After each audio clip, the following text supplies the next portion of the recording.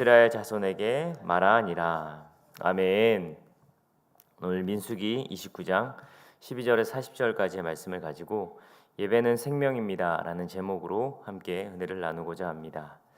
오늘 본문 말씀은 하나님 앞에 제사를 드리는 방법을 이야기하고 있습니다. 사실 28장, 29장은 유대의 아주 유명한 3대 절기에 관한 이야기입니다. 6월절과 그리고 77절, 우리는 오순절이라고도 하고요. 그리고 오늘 본문을 보았던 이 초막절, 장막절, 수장절이라고 하는 이 3대 절기에 대해서 하나님께서 이스라엘 백성들에게 광야에 생활하고 있는 이스라엘 백성들에게 이야기하고 있습니다. 오늘 이 본문은 갑자기 나온 이야기가 아닌, 그리고 사실 유대 절기를 지키는 이야기는 레위기와 신명기에서 똑같은 내용이, 똑같은 본문이 반복이 됩니다. 레위기 23장을 보시면 이 초막절에 대해서, 이 장막절에 대해서, 수장절에 대해서 이야기를 하고 있고, 또 오늘 이 민수기 28장, 29장의 3대 절기에 대해서 이야기하고, 신명기에 가면 또 한 번 이야기합니다. 15장, 16장에. 그런데 그 중에 한 번 더 기록된 말씀이 아니라 앞에 본문과의 연결성이 있습니다. 27장에서 이 스로보앗의 딸들의 기업의 이야기와 그리고 이 모세의 후계자 여호수아의 이야기는 이 모두가 한 세대에서 다음 세대로 이어지는 내용을 이야기하고 있는 것입니다. 그들에게 하나님께서 축복을 주시고 기업을 주신다라는 그 이야기, 그 연결성 이후에 바로 이 내용이 나오는 것입니다. 28장과 29장에서 이 절기를 지킴, 그리고 이 하나님 앞에 예물을 드리는 것, 지금으로 이야기하면 이 예배에 대한 이야기가 나오는 것입니다.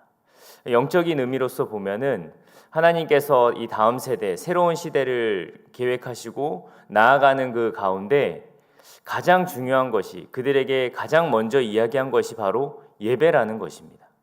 결국 하나님과 하나님의 그 하늘의 놀라운 능력과 이 땅에서의 삶을 살아가는 자들의 하나님의 놀라운 능력을 맛볼 수 있는, 연결할 수 있는 그 고리는 다른 것이 아니라 바로 예배로부터 시작이 된다라는 것을 오늘 본문은, 또 이 성경은 이 흐름에 따라서, 연결성에 따라서 우리에게 이야기하고 있는 것입니다. 예배는 우리 신앙에서 가장 중요한 부분입니다. 일주일에 한 번 예배 드리는 것이라고 생각하면서 지나갈 수 있지만, 그 예배를 위해서 우리는 7일을, 6일을 최선을 다하여 살아가야 하고, 그 예배를 통하여서 이 땅의 것들과 하늘의 것들이 이어지는 놀라운 시간이라는 것을, 그리고 그 예배를 위해서 매일매일의 삶의 예배가 우리의 삶 가운데 너무나도 중요하다라는 것을 다시 한번 깨닫고 나아가기를 원합니다.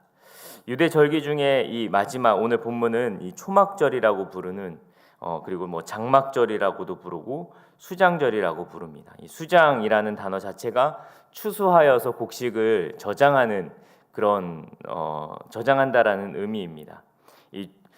그 날은 이스라엘의 7월 정도, 이스라엘의 7월 정도로 예상이, 우리가 오늘 본문을 통해서 일곱째 달 15째 날에, 그러니까 7월 15일 정도 되는 그때라고 한다면, 지금 우리 달력으로 이야기하면 10월 정도가 되는 것입니다. 이건 완전히 추수 때인 거죠. 이 추수 때는 엄청난 양의 제물을 드립니다. 그 내용이 바로 이 17절부터 해서 계속적으로 이야기가 나오는 바로 34절까지에 나오는 이야기인 것입니다. 그 양을 보면은, 드리는 그 제사의 양을 보면은 1년 동안 다른 절기에 드리는 제물보다 훨씬 더 많습니다. 이걸 간단하게 정리하면, 매일 드리는 번제 외에 숫송아지 총 1회 동안 드리는 숫자가 70마리, 그러니까 숫송아지를 70마리를 드립니다. 첫날은 13마리, 그 다음 둘째 날은 12마리, 한 마리씩 줄어들면서 하나님 앞에 드리죠. 그리고 순양은 14마리, 매일 2마리씩, 동일하게 매일 2마리씩 드립니다. 그리고 1년 된 어린 양은 매일 14마리씩 드립니다. 그러니까 98마리를 하나님 앞에 드리는 겁니다. 엄청난 양의 제물을 드리는 것인데, 이러한 절기를 통해서 우리에게 주시는 그 의미를 발견하는 그런 시간이 되어지기를 소망합니다.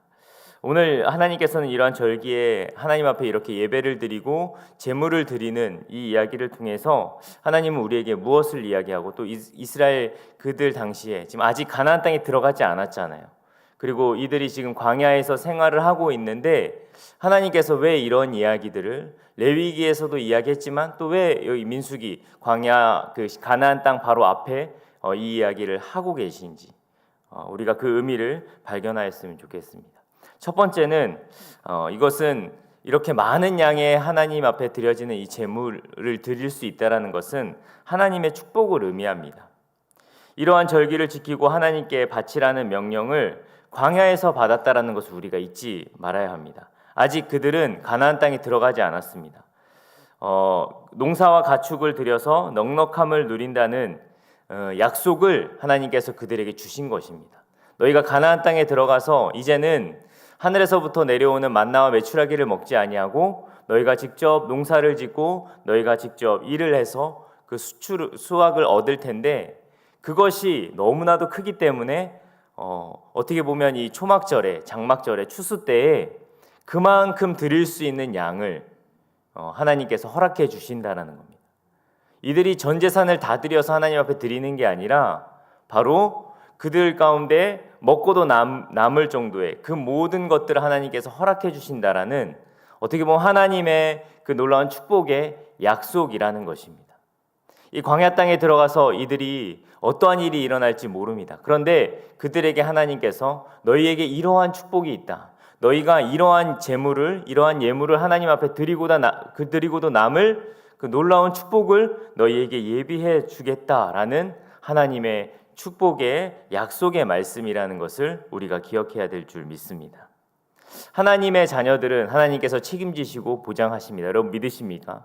우리의 삶도 마찬가지입니다. 지금 우리에게 주어지는 것이 아무것도 없고 지금 우리의 보기에는 똑같이 어려움을 겪고 있는 것 같아 보이나 하나님은 우리에게 약속해 주십니다. 하나님의 자녀들은 절대로 망하지 아니하고 하나님의 자녀들은 절대로 하나님께서 떠나지 아니하시고 지켜주신다라는 책임지시고 보장해 주신다라는 그 놀라운 말씀을 믿고 나아가는 저와 여러분 되기를 소망합니다. 오늘 이 말씀을 통해서 이 민수기에서 이 광야에 머물러 있는 이제 가나안 땅 앞에 서 있는 그들에게 하나님께서 축복을 약속해 주십니다. 야, 너네가 들어가는 땅은 놀라운 땅이야. 그 땅에서 너희가 말도 안 되는 1년 동안 드렸던 그 제물보다 이 수장절에 드리는 이 한 번의 제물이 훨씬 더 큰 거야. 그만큼 내가 너희를 채워주고 너희와 함께 할 거다라는 그런 약속의 말씀입니다. 그 놀라운 말씀이 오늘 우리에게도 동일하게 이루어지고 역사가 되어질 줄 믿습니다. 하나님께서는 우리에게 주시고 남을 정도로 채우시고 남을 정도로 우리에게 풍성하게 주시는 분이라는 것을 믿고 그분을 따라가는 저와 여러분 되기를 소망합니다. 그리고 두 번째는 뭐냐면 앞전에 이야기했던 것처럼 하나님의 백성은 예배의 중심의 삶을 살아가야 된다는 걸 이야기하고 있습니다. 그런 놀라운 축복의 그 근원은 뭐냐면 바로 이 예배의 삶, 하나님을 섬기고 하나님을 따라가는 그 삶을 이야기합니다. 오늘 읽었던 본문 중에 우리 마지막 39절, 40절 말씀 우리 한 번 더 읽어보도록 하겠습니다. 39절, 40절이나 함께 읽겠습니다. 시작. 너희가 이 절기를 당하거든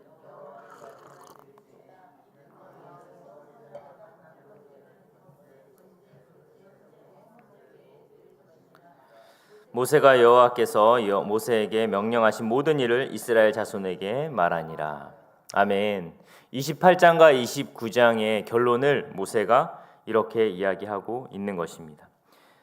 모세는 28장, 29장 그리고 그 전에 27장부터 이어진 하나님의 축복의 연결성을 이야기하면서 마무리로 이 모든 핵심은 바로 예배에 있다라고 이야기하는 것입니다. 이스라엘 백성들은 하나님의 백성들로서 궁극적으로 하나님께 예배드리기 위한 삶을 살아가는 것입니다. 이 모든 축복의 통로의 연결이 바로 예배를 통해서 이루어진다는 것. 여러분들이 드려지는 그 예배가 그냥 일주일에 한 번 하나님 앞에 드려지는 그런 예배, 그리고 주일이기 때문에 드려지는 그런 예배 정도가 아니라 우리가 드려지는 그 예배의 의미를 다시 한번 생각해 보아야 할 것입니다. 우리의 모든 삶의 근원, 우리의 삶의 원동력과 그 모든 동력은 바로 우리의 예배에서부터 시작됨을 믿는 저와 여러분 되기를 소망합니다. 아멘. 우리가 주일날 예배를 드리지 않습니까? 근데 어떤 교회 그 청년들 그리고 그 예배를 준비하는 자들이 이런 이야기를 하더라고요. 자신의 그 사역들은 이 한 번의 예배를 위해서 모든 것이 집중되어 있다라고 이야기합니다. 교회라는 곳이 수많은 어떤 행사들도 있고 수많은 어떤 그런 일들이 있지 않습니까? 그런데 그들은 딱 하나 집중한답니다. 뭐냐면 바로 주일날 드려지는 예배에 딱 집중한다라고 합니다. 그래서 그렇게 하면 어떻게 예배를 준비할까 그들에게 이야기해 보니까 일주일 내내 그 예배를 위해서만 살아간다라는 거예요. 그러면 일주일 내내 교회에 와서 기도하는 그 시간, 어떤 그런 시간을 보내는 게 아니라 내 삶의 그 한 번의 예배를 위하여서 내가 맡은 그 업무, 직장에서의 업무, 그리고 내가 맡은 그 일, 공부면 공부, 어떠한 일에 대해서 최선을 다한다라는 겁니다. 왜냐하면 그 예배의 자리에, 그 예배의 시간에 방해받지 않기 위하여서 그 예배를 드리면서도 그들이 뒤처지지 않게 하기 위하여서 그 예배 때문에 최선을 다하여 살아간다라는 겁니다. 그러면서 일주일에 그 예배 한 번 드려지는 그 하루에 드려지는 그 예배에 자신의 모든 것을 다 쏟아서 예배를 한다라는 것입니다.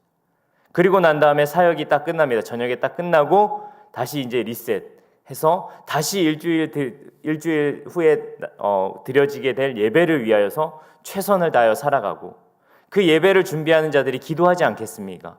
매일의 삶의 예배를 소홀히 하겠습니까? 하나님께 드려지는 그 거룩하고 그 위대한 그 시간을 위해서 그들의 삶을 그냥 죄 가운데 내버려 두는 것이 아니라 죄를 짓지 않고 죄와 타협하지 않고 계속적으로 그 예배를 묵상하고 기억하면서 그들의 삶을 살아가고 있다라는 겁니다. 그러니까 그 예배에 여러분 기름 부으심이 없겠습니까? 그 기름 부으심이 흘러가게 된다라는 겁니다.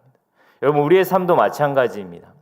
여러분 우리의 삶이 이 일주일의 예배 이 시간이 그냥 우리의 삶의 옵션이 아니라 이 시간으로부터 우리의 삶이 시작되어진다라는 것을 기억하는 저와 여러분 되기를 소망합니다.